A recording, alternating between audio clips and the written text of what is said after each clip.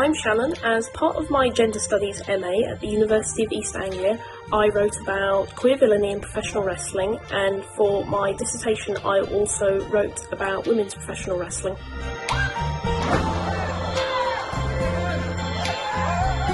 In terms of wrestling demographics, I think a lot of people always think of it like wrestling fans are stereotyped in such a way. They are white, they are male, they are straight. Like, while the straight white male group have always been the most vocal, that does not negate the fact that queer voices and women's voices and people of colour's voices are important in making changes within the industry. There have always been women fans of wrestling, there have always been fans of colour, there have always been queer fans. Referee calling for the bell! It is all done! Here with the game plan. Oh no! Choke slam through the door! All of these people have always been wrestling fans. It's just that wrestling companies have not always best represented these people on screen. That's the most revolting thing I've ever seen in my life! Get him out of there! Instead resorting to stereotypes that are quite harmful in terms of misogyny, racism, and negativity around queerness. Just to go over some of the terminology, a heel is a villain, or the baddie, or the enemy of the babyface, or the face, which is the hero. And that's the bottom line, because Stone Cold said so. What my essay goes into is sort of the concept of queer coding, which is where negative attitudes and stereotypes about queerness are presented to the audience as negative, and exploring some of the different characters that have been queer-coded in professional wrestling, most notably Goldust, who was a character played by Dustin Runnels in the 1990s and 2000s. We're talking about bizarre. And here he comes, the most bizarre individual in the history of the World Wrestling Federation. Goldust was perceived to be a villain because of this queerness.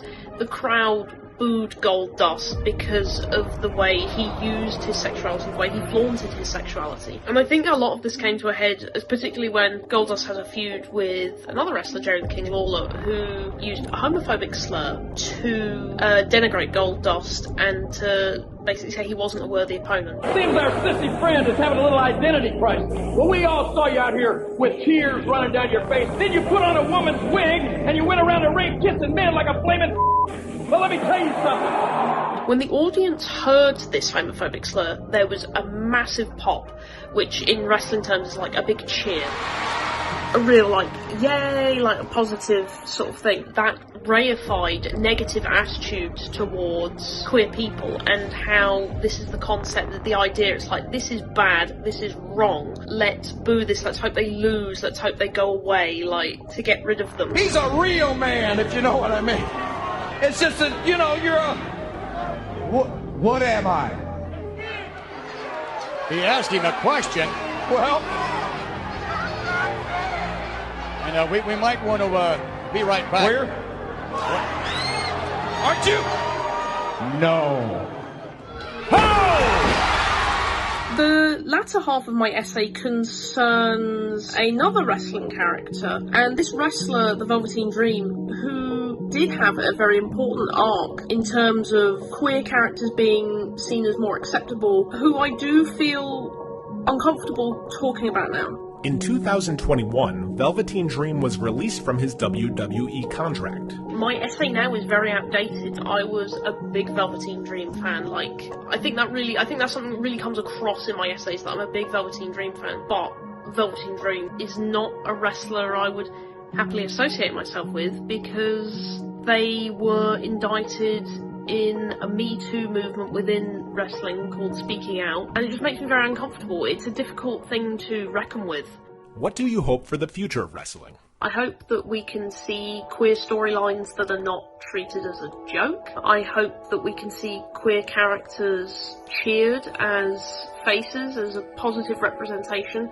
I hope that we can see queer people be villains, but not have their villainy centred on the fact that they're queer. I want more diversity behind the scenes of wrestling. I want queer promoters. I want more queer writers. Hearing different opinions from like women and people of colour and women of colour and queer people. More difference can only be positive in wrestling. That's when we get interesting storylines. That's when we see something new. That's when people find themselves in wrestling and are then able to go, oh, I see me, I see this is for me, and I can take part in it.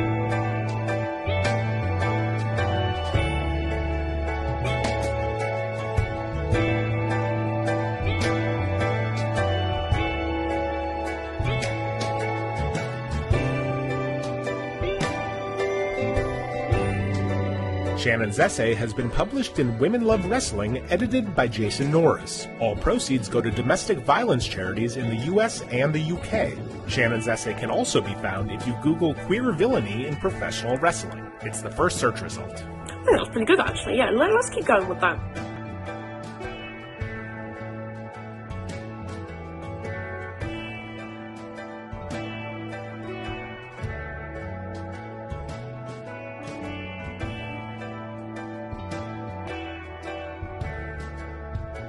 Oh, can't people just read my essay and be done with it? Like this video? Follow us for more.